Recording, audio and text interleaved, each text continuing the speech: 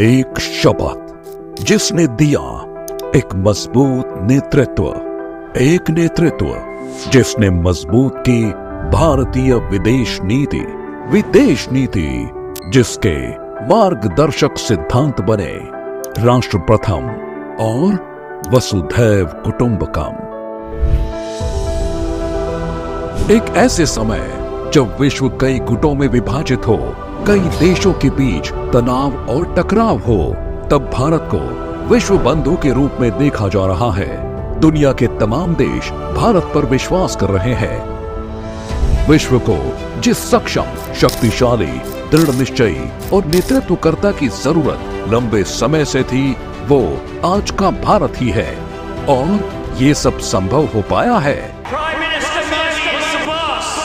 I am a fan of Modi. Prime Minister Modi is a man whose time has come at the time that India's time has come. Prime Minister Modi, for whom the sky is not the limit.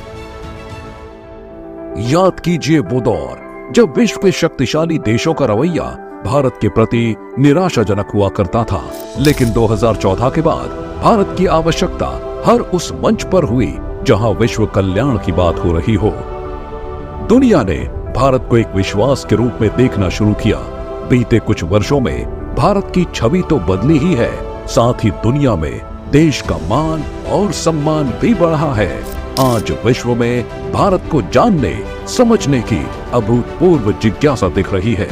अंतर्राष्ट्रीय नेताओं के साथ सहज ही घुल मिल जाने के मोदी जी के हुनर का ही कमाल है कि आज भारत के घनिष्ठ मित्र देशों की संख्या खासी बढ़ गई है। दुनिया की बड़ी कंपनियां भारत में कारोबार करने को इच्छुक हैं। We are proud to be partnering with India. This is India's moment. You have to seize the opportunity. So we're very much looking forward to the future of partnering with India.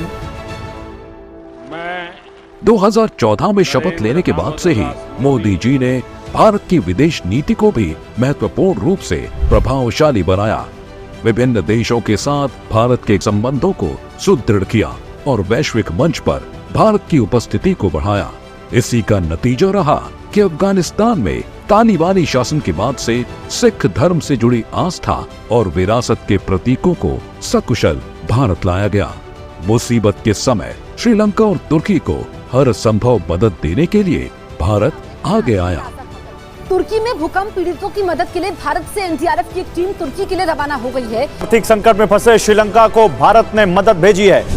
Modi ji के नेतृत्व में ही भारत ने Covid काल में मानवीय पहल करते हुए दुनिया भर के देशों को कोविड-19 टीके उपलब्ध करवाए।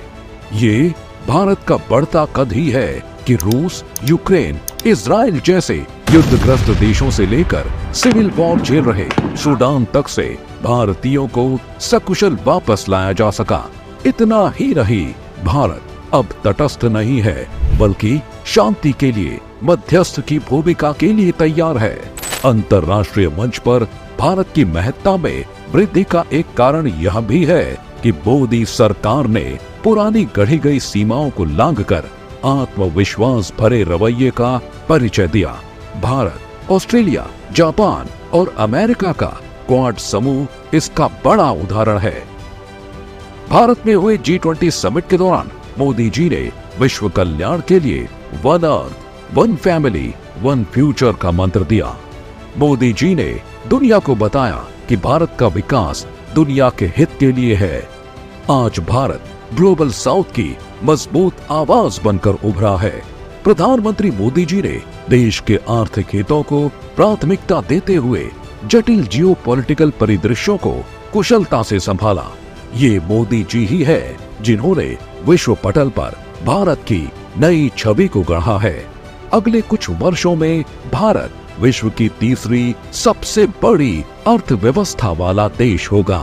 2047 तक भारत ने विकसित भारत का लक्ष्य रखा है और मोदी जी के नेतृत्व में भारत ने उस